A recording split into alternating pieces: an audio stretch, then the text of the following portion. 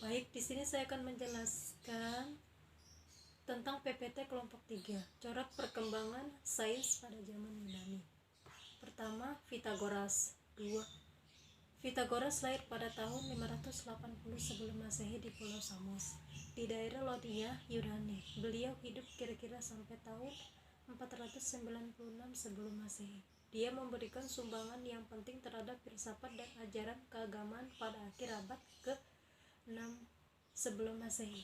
Kehidupan dan ajarannya tidak begitu jelas akibat banyaknya legenda dan kisah-kisah buatan mengenai dirinya. Dalam tradisi Yunani diceritakan bahwa ia banyak melakukan perjalanan, diantaranya ke Mesir. Perjalanan Pythagoras ke Mesir merupakan salah satu bentuk usahanya untuk berguru menimba ilmu pada imam-imam di Mesir. Konon karena kecerdasannya yang luar biasa, para imam yang dikunjunginya merasa tidak sanggup untuk menerima Pythagoras sebagai murid. Namun pada akhirnya ia diterima sebagai murid oleh para imam di Tebe. Di sini ia belajar berbagai macam misteri.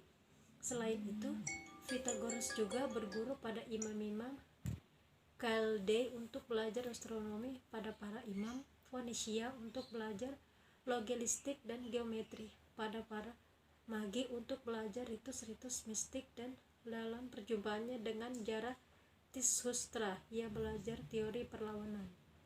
Selepas berkelana untuk mencari ilmu, Pythagoras kembali ke Samos dan meneruskan pencarian filsafatnya serta menjadi guru untuk anak Pholcartes, penguasa tiran di Samos, kira-kira pada tahun 530 sebelum Masehi. Karena tidak setuju dengan pemerintahan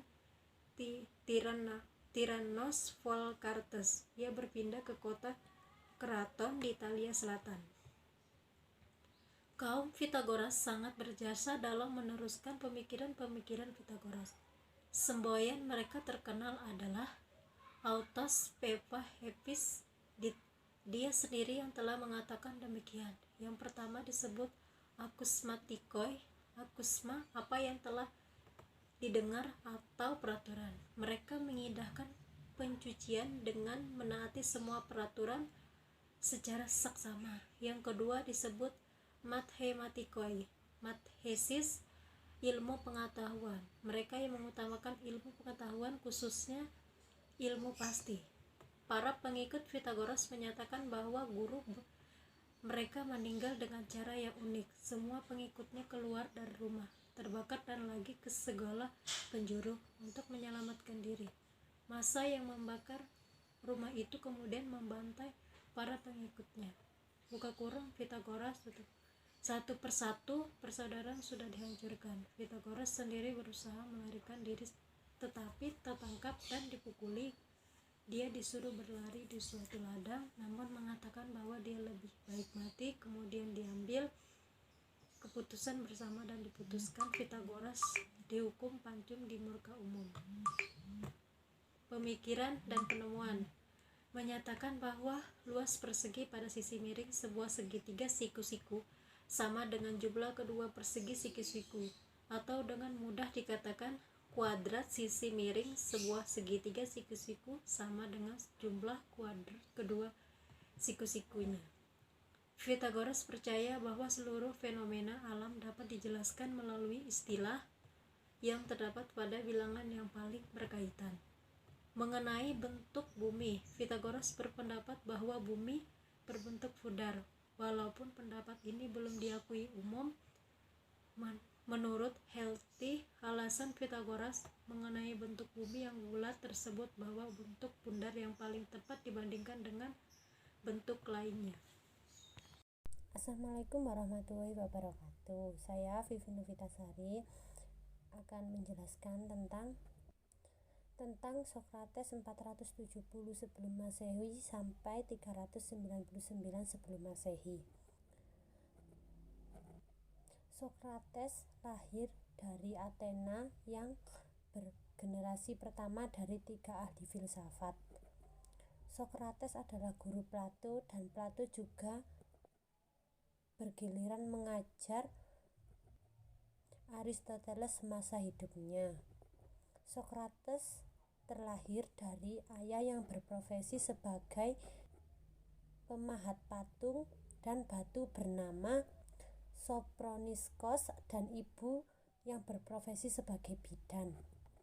Dari sini Socrates menanamkan metode berfilsafat dengan metode kebidanannya.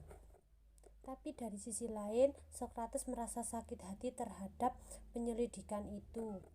Maka akan tampak bahwa mereka yang dianggap bijak oleh masyarakat ternyata tidak mengetahui apa yang sesungguhnya mereka ketahui. Dari hasil pemikiran adalah filsafat Socrates mengundang pertanyaan karena tetapi yang dikenal sebagai pemikiran datang penggambaran Socrates dalam bidang yang ditulis oleh Plato. Pada karyanya, Plato selalu menggunakan nama gurunya, sedangkan sangat sulit memisahkan gagasan Socrates dengan Plato. Dan peninggalan Socrates yang sangat penting adalah cara dia berfilsafat dengan mengerjakan satu definisi. Untuk kelanjutan dijelaskan oleh Plato, yaitu Plato dilahirkan 427 sebelum Masehi sampai 347 sebelum Masehi. Dia dilahirkan dari ayah yang bernama Ariston of Athens dan ibunya bernama Periston. Ia berasal dari keluarga aristoklamasi yang turun-temurun memegang politik. Sekian penyampaian. Oke, baik, di sini saya akan melanjutkan tentang hasil pemikiran Plato ya. Intisari dari pemikiran seorang Plato yaitu tentang ide, pendapatnya tentang ide. Di sini itu ide bukan yang dimaksud seperti orang-orang modern sekarang ini ya, bahwa ide itu adalah sebuah gagasan atau sebuah tanggapan. Melainkan, seorang Plato beranggapan bahwa ide itu adalah sebuah hasil yang bukan dihasilkan dari pikiran manusia ataupun yang tergantung dari pemikiran manusia, melainkan kita manusia ini tergantung pada ide itu tersebut. Salah satu sebabnya ialah bahwa pahamnya tentang ide ini selalu berkembang. Adapun filsafat Plato, yakni bermula ide itu dikemukakan sebagai teori logika.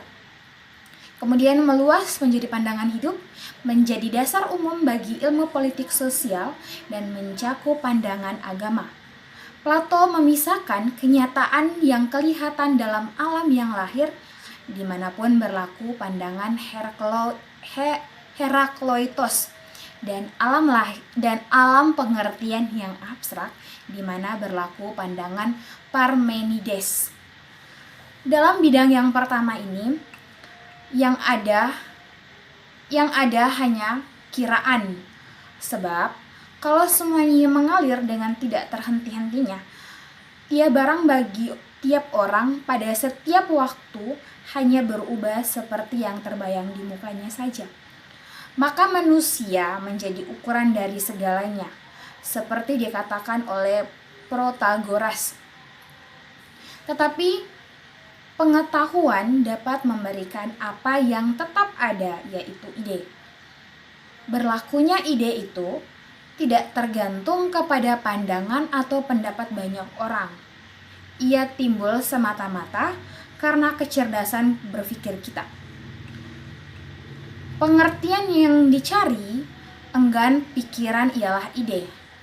Ide pada hakikatnya itu sudah ada, tinggal kita saja yang mencarinya. Ide menurut paham Plato tidak saja pengertian jenis, tetapi juga bentuk dari keadaan yang sebenarnya. Ide itu bukan suatu pikiran, melainkan sebuah realita yang terjadi. Pendapat Parmenides tentang adanya yang satu kekal dan tidak dapat berubah-ubah. Tetapi yang baru dalam ajaran Plato ialah pendapatnya tentang suatu dunia yang tidak dapat berubah.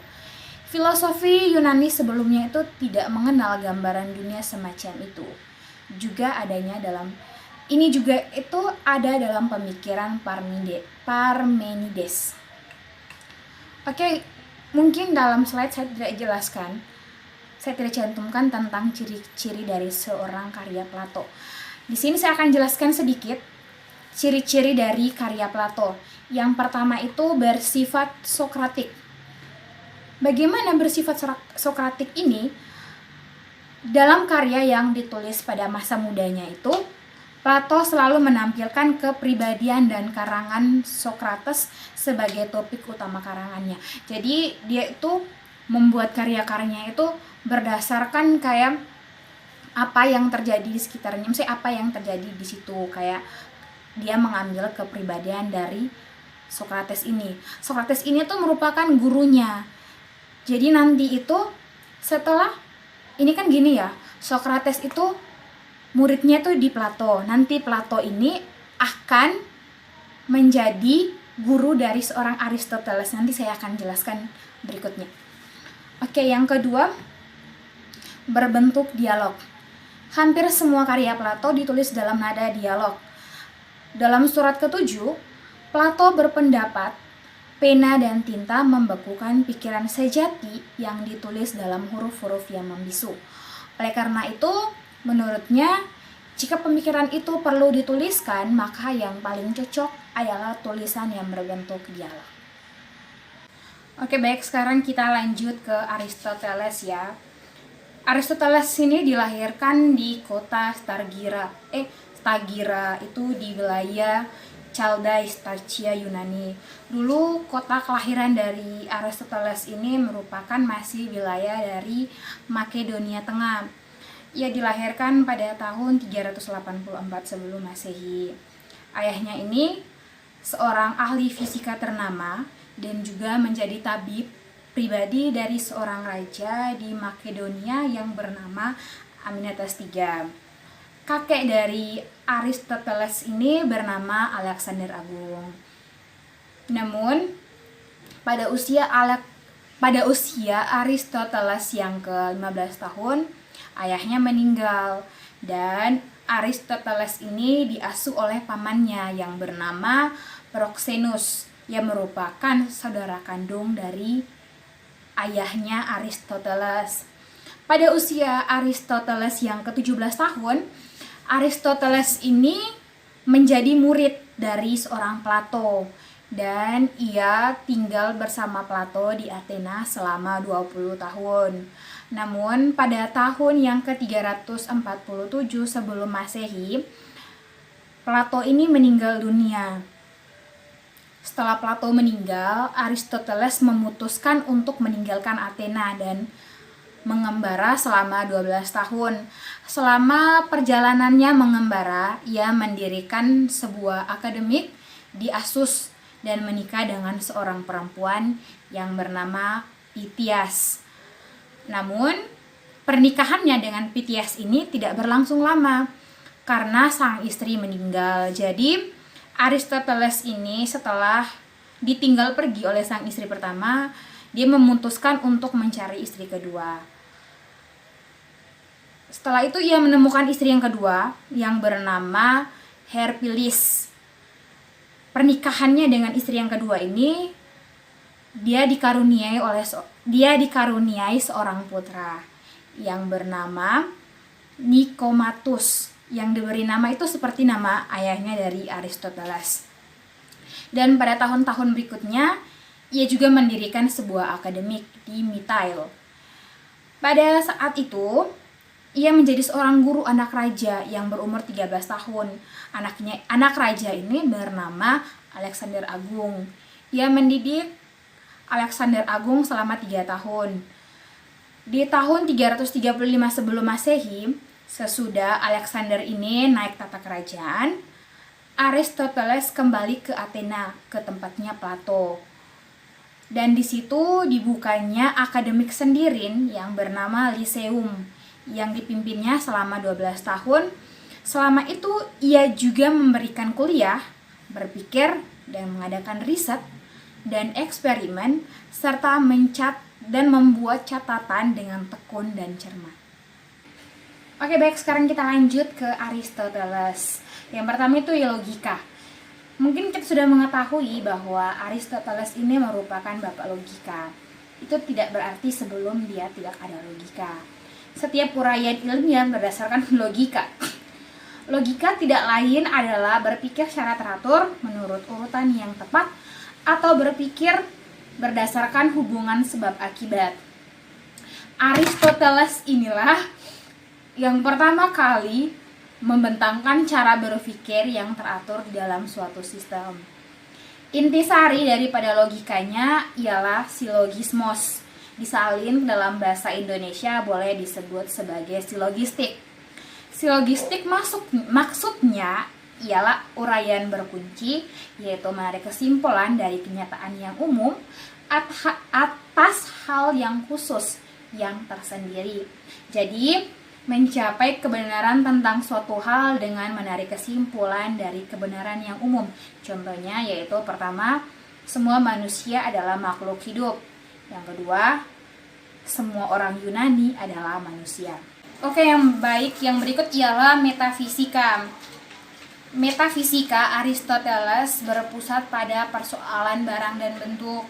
Dalam uraian yang lalu sudah diterangkan bahwa Aristoteles sependapat dengan Plato bahwa adanya yang sebenarnya ialah yang umum dan pengetahuan tentang itu ialah pengertian. Yang ditentangnya dalam ajaran gurunya tersebut yaitu antara dunia, ide, dan kenyataan. Sebab gerak yang pertama itu adalah Tuhan. Tuhan yang berbentuk pikiran tidak memerlukan manusia ataupun tidak memerlukan benda-benda, melainkan sebaliknya. Segala perubahan itu ada 4 sebab pokok. Yang pertama barang, yang memungkinkan terjadi sesuatu atasnya yang disebut sebab barang. Yang kedua itu bentuk yang terlaksana di dalam barang. Yang ketiga, sebab yang datang dari luar, yaitu gerak. Keempat tujuan yang dituju oleh perubahan dan gerak ini disebut sebab tujuan. Contohnya di sini kita umpamakan sebuah rumah, maka akan terdapat 4 sebab pokok di atas seperti berikut. Kalau contohnya kita mau buat rumah itu kan kita memerlukan bahan-bahan, terus alatnya, siapa pembuatnya, kayak gitu kan. Kalau di sini dari penjelasan di atas yaitu barang itu diumpamakan sebagai kayu, batu, besi, terus semen, pasir, kayak begitu. Terus sedangkan bentuk itu adalah pengertian rumah, kayak bentuk rumahnya mau seperti apa, begitu. Setelah itu sebab geraknya itu adalah tukang sebagai pembuat rumahnya. Dan yang terakhir itu tujuan adalah rumah yang sudah jadi atau sudah selesai. Oke, sekian dan terima kasih.